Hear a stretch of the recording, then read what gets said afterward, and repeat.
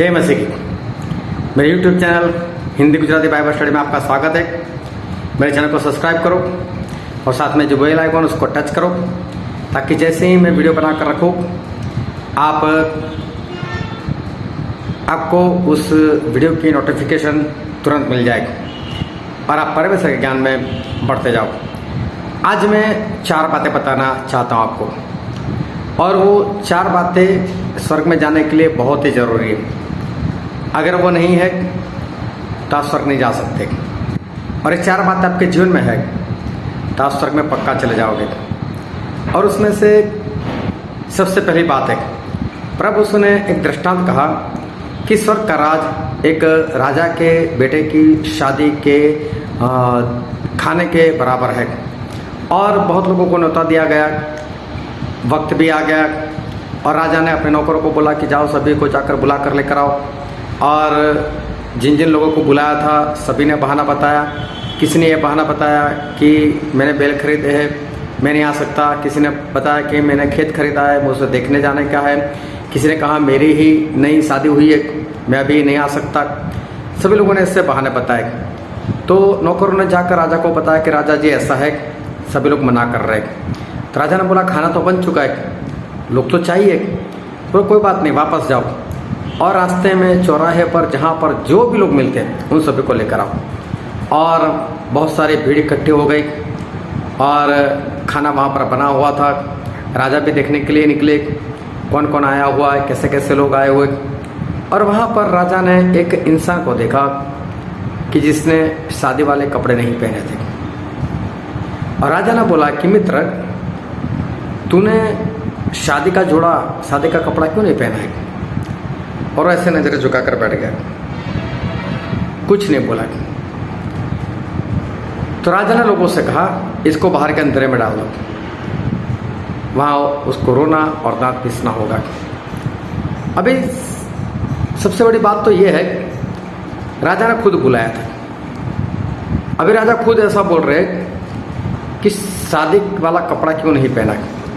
अभी शादी का कपड़ा तो दुल्हन पहनती है या दूल्हा पहनता है। तो यहाँ पर एक इंसान जो मेहमान है उसके पास शादी का कौन सा कपड़ा होना चाहिए? मेरी बातों को ध्यान से समझना। उस जमाने में ज़्यादातर सिर्फ सफ़ेद कपड़े मिलते थे, हमारी तरह कलरफुल कपड़े नहीं मिलते थे। दूसरी बात, एक कलर मिलता था किरमच, मेहरून, गाढ़ा लाल कलर, और वो कपड़ा महंगा होता था और वो सिर्फ धनवान लोग पहन सकते थे। तीसरा एक कपड़ा मिलता था, वो था जामुनी, बैंजनी, जो राजा पहनता था।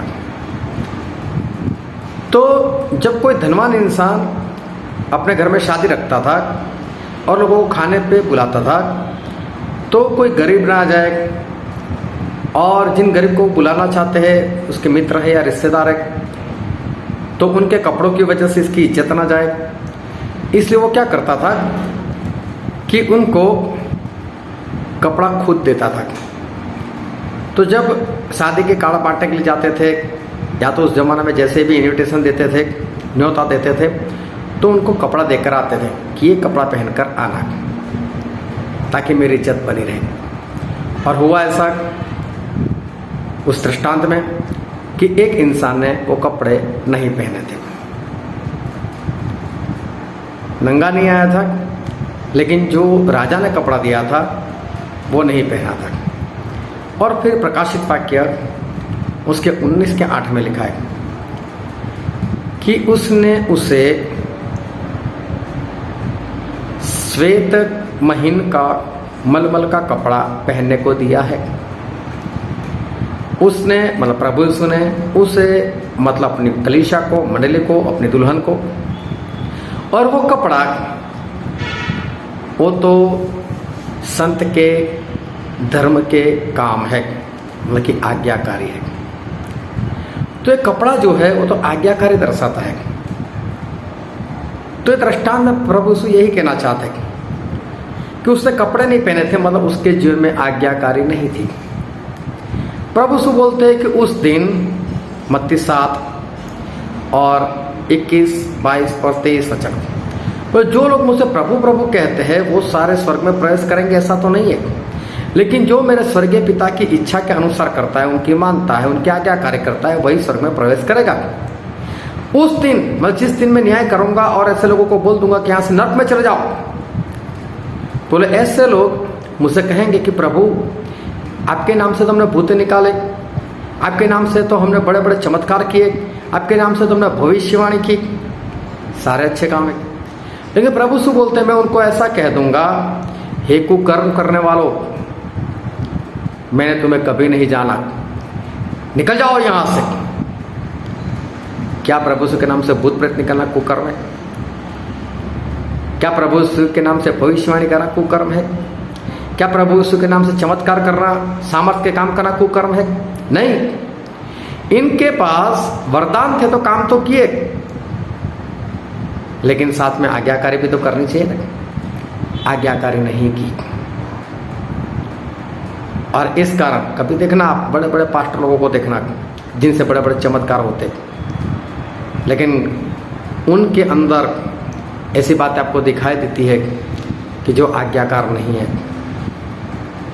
तो चमत्कार उनको बचा नहीं सकते, भविष्यवाणी उनको बचा नहीं सकती, सामर्थ्य काम उनको बचा नहीं सकते। कपड़ा आज्ञाकारी वो चाहिए ही चाहिए। तो सबसे पहली बात यह है कि स्वर्ग में जाने के लिए आज्ञाकारी चाहिए। दूसरी बात जो प्रभु ने बताई, तो प्रभु ने ऐसा कहा, ये पहली बात जो मैंने बताई वो लिखी है मत्ती 22, 1 से 14 पढ़ लेना, उसमें है।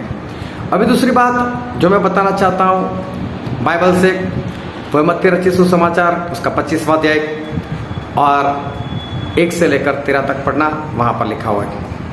वहाँ पर 10 स्त्रियों की, कंवारी लड़कियों की बात की है जिनकी शादी तय हो चुकी थी। बाइबल में पहले लिख दिया उसमें से 5 मूर्ख थी, 5 बुद्धिमान थी। ये 10 की शादी तय हो चुकी थी, मंगनी हो चुकी थी और सभी तैयार हो चुकी थी। उन्होंने अपना ड्रेस पहन लिया था और रात हो चुकी थी। उन्होंने अपनी अपनी मसाल जला दी थी और मसाल जलाकर ये 10 की 10 वो बाहर चली गई और चौराहे पर बैठ गई। वहाँ सभी को नींद आ गई, 10 की 10 को नींद आ गई, सभी लोग सो गए। और आधी रात में आवाज आई, दूल्हा आ चुका है। और 10 की 10 जाग गई और जाग कर देखा तो सभी की मसाले बुझ रही थी, सभी की मसाले बुझ रहे थे। तो उसमें से जो 5 बुद्धिमान थी वो अपने घर से एक्स्ट्रा तेल लेकर आई थी कुपी में, और वो फटाफट उस मशाल के अंदर तेल डालने लगी। लेकिन जो 5 मूर्ख थी उनके पास तेल नहीं था एक्स्ट्रा। तो उन्होंने उस 5 को बोला कि हमको भी थोड़ा सा तेल दे दो, हमारी भी मसाल जलती रहेगी। तो 5 बुद्धिमान जो लड़कियां थी उन्होंने उत्तर दिया, ऐसा नहीं हो सकता, क्योंकि हम इतना तेल लेकर नहीं आए कि हमें भी बस हो जाए और आपको भी बस हो जाए, इसलिए हम आपको नहीं दे सकते। आप बाजार जाओ, खरीद कर लेकर आओ। और दूल्हा आ गया, ये 5 की 5 अपने दूल्हे के साथ चलेगी। और बाद में ये 5 जो है वो आई, दरवाज़ा खड़काया, दूल्हे ने अंदर से उत्तर दिया, मैं तुम्हें नहीं पहचानता, दरवाज़ा नहीं खुलेगा। अभी समझ में नहीं आता कि परमेश्वर कहना क्या चाहते।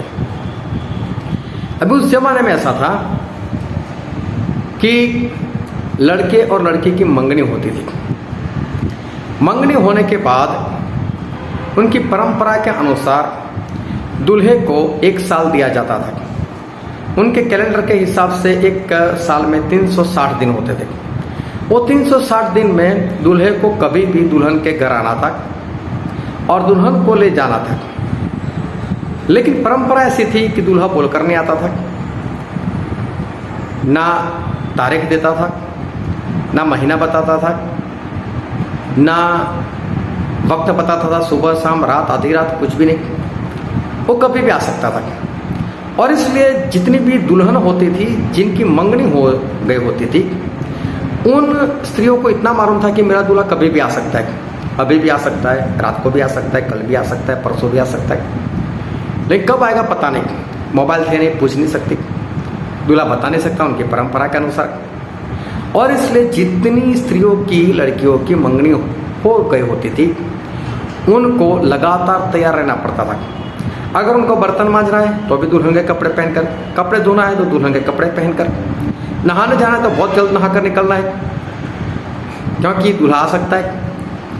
अगर उनको बाजार जाना है तो भी दुल्हन के कपड़े पहनकर, कुएं पर पानी भरने के लिए जाना है तो भी दुल्हन के कपड़े पहनकर। और रात होती थी तो रात में भी उनको तैयार रहना होता था, कभी भी दूल्हा जाएगा। अभी सोचो घर में सो रही है और दरवाज़ा बंद है और हो सकता है दूल्हा आ जाए और घर के भीतर आवाज़ ही ना जाए दूल्हे की, क्योंकि दूल्हा नहीं लेकिन दूल्हे का जो मित्र होता था वो आवाज़ लगाता था, दूल्हा आया, दूल्हा आया, नाम भी नहीं बोलता था। उसको तो देखने के लिए जाना होता था बाहर, कौन सा दूल्हा है। तो बाहर जाना है तो बाहर अंधेरा है, मसाल जलती होनी चाहिए, मसाल लेकर जाना होता था। तो उसको देखना था कि मेरा वाला तो नहीं आया तो चलो उसके साथ वहीं से चले जाओ। फिर दूल्हा अपने घर जाकर लड़की के घर एक खबर पहुंचाता था कि अब शादी का खाना रखा है, आ जाना, आपकी बेटी मेरे पास है। ये थी उनकी परंपरा। अभी सोचो दुल्हन की परिस्थिति कैसी होगी, उसको लगातार 24 घंटे तैयार रहना होता था। अभी प्रभु सो हमारे दूल्हे और हम उनकी दुल्हन है, तो हमें भी कैसे रहना है, 24 घंटे तैयार। लेकिन तैयार का मतलब क्या है? तो रात में ऐसा हुआ कि मसाल तो सभी की जल रही थी, लेकिन आधी रात में जब दूल्हा आया तब 5 की मसाल जो है वो ज़्यादा नहीं चल सकी, क्योंकि तेल ख़त्म हो चुका था और एक्स्ट्रा तेल वो लेकर नहीं आए थे। अभी एक्स्ट्रा तेल नहीं था, इस कारण वो अपने दूल्हे को नहीं मिल पाई।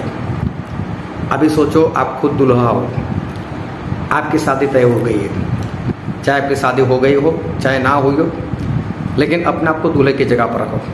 आप बारात लेकर चले गए, दुल्हन नहीं आई आपके साथ, आप वापस अपने घर पर लौट आए, सोचो कितनी बेइज्जती होगी। और उसके बाद जिसके साथ अपनी मंगनी हुई है वो दुल्हन आकर बोले तुम मुझे अपने घर में रख लो, क्या इतनी बेइज्जती के बाद आप रख सकते हो क्या? कभी भी नहीं, ऐसा नहीं हो सकता। तो यहाँ पर ऐसा ही हुआ, लेकिन होने का कारण क्या था? तेल की कमी, मसाल बुझ गई। मसाल बुझने के कारण वो अपने दूल्हे को नहीं पहचान पाई कि मेरा दूल्हा आया या नहीं आया, वो नहीं जा सके। तो मशाल जो होती है वो मशाल ऐसे ही नहीं जलती। जिस तरह से आज तो ज़माना बदल चुका है, हमारे घर में इलेक्ट्रिसिटी आ गई और मैं आपको एक बल्ब दिखाता हूँ। ये देखो,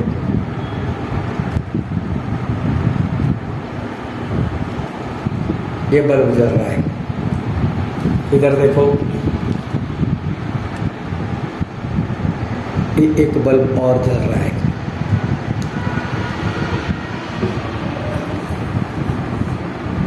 ये बल्ब में प्रकाश नहीं है, उसमें जब इलेक्ट्रिसिटी आती है ना तब जलता है।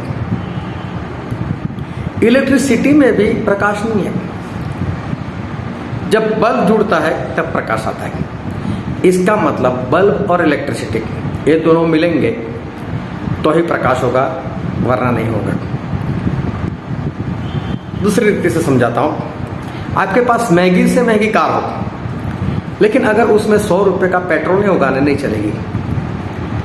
पेट्रोल बिना आपकी कार कुछ भी नहीं है। उसी तरह से मशाल होती थी, अगर मशाल के अंदर तेल नहीं है तो मशाल जलेगी नहीं, वो बुझ जाएगी। तो उसमें तेल चाहिए। पहले के ज़माने में जब इलेक्ट्रिसिटी नहीं थी तो हम दिया जलाते थे, तो दिए में भी वो मिट्टी का तेल होता था। अगर वो नहीं, दिया जलता नहीं था। तो मशाल उसी तरह की एक चीज़ है। अभी तेल और मसाल दोनों एक होते हैं तब उसमें से प्रकाश निकलता है, और प्रकाश निकलता है तो हमें रास्ता साफ दिखाई देता है, दूल्हा साफ दिखाई देता है। तो मशाल क्या है? तो भजन संहिता 119 और उसके 105 वचन में ऐसा लिखा है, परमेश्वर आपका वचन मेरे लिए प्रकाश है, मेरे रास्ते के लिए ज्योति है। परमेश्वर का वचन वो प्रकाश है, लेकिन परमेश्वर का वचन तो शैतान भी जानता है। क्या उसके पास प्रकाश है? नहीं, वो तो अंधेरा है, वो तो रात है, उसके पास प्रकाश कहाँ है? परमेश्वर के वचन को समझने के लिए पवित्र आत्मा चाहिए। बिना पवित्र आत्मा हम परमेश्वर के वचन को नहीं समझ सकते। इसलिए यूहन्ना 14 के 26 में ऐसा लिखा है, जब सहायक अर्थात पवित्र आत्मा जब वो तुम पर आएंगे, तब तुम्हें वो बातें सिखाएंगे जो मैंने तुम्हें कही है, और वो स्मरण दिलाएंगे जो बातें मैंने बताई है। मतलब पवित्र आत्मा होंगे तो हम वचन समझ पाएंगे। तो वचन का प्रकाश कब होगा? सिर्फ बाइबल जानने से कुछ नहीं होगा, बाइबल कॉलेज करने से कुछ नहीं होगा। अगर पवित्र आत्मा आपके अंदर नहीं है तो आप नहीं समझ पाओगे उसकी सच्चाई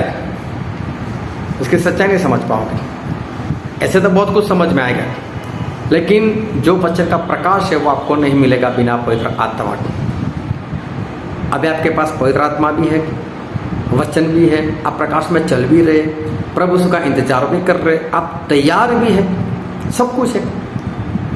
लेकिन चलते चलते चलते अगर आपने संसार में रहकर संसार की बातों को प्रिय जानकर अगर आप कहीं पर पवित्र आत्मा खो बैठे, प्रकाश चला जाएगा, आप नाश हो जाओगे।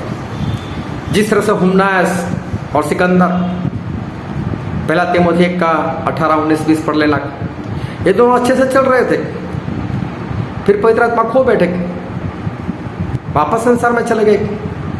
दूसरा तीमुथियुस 4 का 10 पढ़ लेना, देमास जो पवित्र आत्मा से भरे हुए थे, संसार को प्रिय जानकर संसार में वापस चले गए, पौलुस को छोड़ दिया, प्रकाश चला गया, नाश हो गए।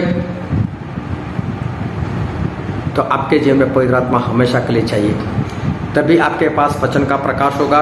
उस प्रकाश के अंदर ही आप अपने दूल्हे को पहचान पाओगे, और तभी आप स्वर्ग जा पाओगे, तभी आप तैयार रह पाओगे। वरना दूल्हा आकर चले जाएंगे और आप उनको नहीं पहचानोगे, आप उनके साथ नहीं जाओगे। तो दूसरी बात, आपके जीवन में पवित्र आत्मा और वचन मतलब प्रकाश वचन का होना चाहिए, वरना आप स्वर्ग नहीं जाओगे। तीसरी बात जो स्वर्ग में जाने के लिए प्रभु से ने बताई वो है मत्ती उसका 25वां अध्याय और 14 से लेकर 30 वचन। वहां पर प्रभु से ऐसा बताया कि स्वर्ग का राज एक व्यापारी के समान है, जिसने अपने 3 नौकर को बुलाकर एक को 5 सिक्के दिए, एक को 2 सिक्के दिए, एक को 1 सिक्का दिया। कुछ नहीं बताया मैं क्या करना है, चले गए। बहुत वक्त के बाद वापस आए और एक को बुलाया, 5 सिक्के दिए थे, क्या हुआ? उसने बोला, स्वामी मैंने कमाया है और 5 सिक्के, आपके 5 सिक्के ने और 5 सिक्के जोड़ दिए। 2 वाले को बुलाया, बोले स्वामी मैंने भी काम किया, 2 के 4 कर दिए। 1 वाले को बुलाया, एक वाले ने बताया कि परमेश्वर मेरे स्वामी, मैंने आपको इतना कठोर जाना कि जहां पर आप बिखरते नहीं वहां पर बटोरते हो, जहां पर बीचते नहीं वहां पर काटने के लिए आ जाते हो, इसलिए मैंने आपका सिक्का जमीन में दफन कर रखा था, आप आए मैं लेकर आया, ले लो। उसके स्वामी ने उसको कहा, निकम्मे और आलसी और बुरे चाकर, जब तुझे मालूम था कि मैं जहां पर बिखरता नहीं वहां पर बटोरता हूं, जहां पर बिछता नहीं वहां पर काटने के लिए आ जाता हूं, तो तूने मेरा सिक्का अगर किसी ब्याज वाले को भी दिया होता तो मुझे कुछ तो मिलता। तूने कुछ नहीं किया। लोगों को बोला इस निकम्मे दास को बाहर के अंतरे में डाल दो, वहां रोना और दांतों का पीसना होगा। कुछ बता कर नहीं दिया था। अभी सोचो, एक दुकान वाला है, अगर अपने नौकर को बोलता है दुकान को देखना मैं आता हूं, तो इसका मतलब क्या है? उसको खरीदना भी है, बेचना भी है। डिटेल में बताने की जरूरत क्या है? इनको मालूम होना चाहिए। और यहाँ पर परमेश्वर इस दृष्टांत से ये कहना चाहते हैं कि हमें परमेश्वर ने कोई ना कोई तो पवित्र आत्मा का वरदान दिया ही दिया है। एक तो है ही है, हो सकता है आपके पास 5 हो, 2 हो, 1 हो सकता है आपके पास सारे वरदान भी हो, लेकिन कम से कम एक तो दिया ही दिया है। उससे आप दूसरे मित्र बनाओ, उससे आप कम से कम एक आत्मा जीतो। आपके पास जो भी वरदान उसका इस्तेमाल करो। अगर आप आराधना अच्छी कर सकते हो तो आराधना करो। अगर आप अच्छे से कोई कीबोर्ड या गिटार बजा सकते हो तो अच्छे से बजाओ। अगर आप अच्छे से गवाही दे सकते हो तो गवाही दो। अगर आप प्रचार कर सकते हो प्रचार करो। अगर आपके पास सामर्थ्य काम है तो करो। अगर आपके पास चंगाई का वरदान है तो लोगों को चंगाई दो। अगर ये काम नहीं करोगे और एक भी आत्मा नहीं जीतोगे, आप नाश हो जाओगे। तो स्वर्ग में जाने के लिए आपके पास कम से कम एक आत्मा तो होना ही चाहिए, जो आपके जरिए मसीह में आया हो और अंत तक टिका हो। एक तो चाहिए ही चाहिए। और चौथी बात है जो मत्ती 25 और 31 से लेकर 46 वचन में लिखा हुआ है। और वहां पर प्रभु से ऐसा कहते हैं कि जब मनुष्य का पुत्र अपनी महिमा के साथ अग्नि की ज्वाला में स्वर्गदूतों की तुरही के साथ आएंगे और अपनी महिमा के सिंहासन पर बैठेगा, तब जिस तरह से चरवाहा भेड़ और बकरे को अलग करता है उसी तरह से वो भी करेगा और भेड़ों को अपनी दाहिनी ओर और बकरे को अपनी बाईं ओर रखेगा। और दाईं ओर वाले को कैसा कहेंगे कि जब मैं भूखा था तब उसे खाना खिलाया, मैं प्यासा था मुझे पानी पिलाया, मैं परदेसी था अपने घर में रखा, मैं बीमार था मुझे देखने के लिए आए, मैं जेल में था मेरी सुध ली, मैं नंगा था मुझे कपड़ा पहनाया। इस कारण तुम आशीषित लोगों मेरे पिता के विश्राम में प्रवेश करो। लेकिन बाईं ओर वालों से कहेंगे जो बकरे लोग हैं कि तुम उस अनंत आग में चले जाओ जो शैतान और उसके दूतों के लिए तैयार की गई है। क्योंकि जब मैं भूखा था मुझे खिलाया नहीं, मैं प्यासा था मुझे पिलाया नहीं, मैं नंगा था मुझे कपड़े नहीं दिए, मैं बीमार था मैं जेल में था मेरी सुधि नहीं लिखी। ये सभी लोगों को सवाल हुआ प्रभु ऐसा कब हुआ, हमने ऐसे कब देखा। और प्रभु उसने कहा मेरे छोटे भाइयों में से एक को किया मतलब मुझे किया, मेरे छोटे भाइयों में से एक को नहीं किया मतलब मुझसे नहीं किया। क्या है खाना खिलाना, क्या है पानी पिलाना। जो भी वचन का भूखा है उसे वचन देना पड़ेगा। जो वचन आपको मिले हैं आपको बांटने ही पड़ेंगे। कई लोग हैं जो प्यासे हैं पवित्र आत्मा के, जिनके पास पवित्र आत्मा नहीं, लेकिन उनको प्यास है कहाँ पर लेकर जाऊं, कहाँ से प्यास बुझाऊं। प्रभु उसने कहा मत्ती 7, 37, 38, 39 जो प्यासा है वो मेरे पास आकर पिए। और वो पवित्र आत्मा के बारे में कहा था। ऐसे जो लोग पवित्र आत्मा के प्यास से उनको मालूम नहीं, उनको सिखाओ। ऐसे लोगों के पास लेकर जाओ कि जहाँ से पवित्र आत्मा उनको मिल सकते। जो परदेसी अन्य जाति से परमेश्वर के वचन को नहीं जानते, उनको परमेश्वर के बारे में बताओ, गवाही दो, सुसमाचार सुनाओ। जो बीमार है आत्मिक तौर से कमजोर हो चुके उनको हौसला दो, मजबूती दो, पवित्र आत्मा के वरदान दिलाओ उनको, उनका विश्वास मजबूत करो। जो जेल में है शैतान के आत्मा के बंधन में उनको छुड़ाओ। आप नहीं छुड़ा सकते तो ऐसे लोगों के पास लेकर जाओ जिनका परमेश्वर इसमें इस्तेमाल करते। जो नंगे हैं जिनके जिनमें आज्ञाकारी नहीं उनको वस्त्र दो, उनको आज्ञाकारी करना सिखाओ। ये 4 बातें हैं जो आपको करनी पड़ेगी। अगर 4 बातें आपके जीवन में नहीं तो समझ लो आप स्वर्ग में नहीं। अगर आप स्वर्ग में जाना चाहते हो ये 4 बातों को पूरा करो। अभी अंत का वक्त चल रहा है, अंतिम दिन चल रहे हैं। बहुत जल्द एंटीक्राइस्ट खड़ा हो जाएगा, पवित्र आत्मा का काम बंद हो जाएगा। अगर ये काम पूरे नहीं किए तो मेरे प्रिय उठो, उठो। ये सोने का वक्त नहीं है, ये आलस करने का वक्त नहीं है, भागने का वक्त है। भागो, उठो, दौड़ो। ये 4 काम को पूरा करो ताकि बचाए जाओ। जल्द करो। यह वचन समझने के लिए, उसके अनुसार चलने के लिए प्रभु आपको शक्ति दे, आपको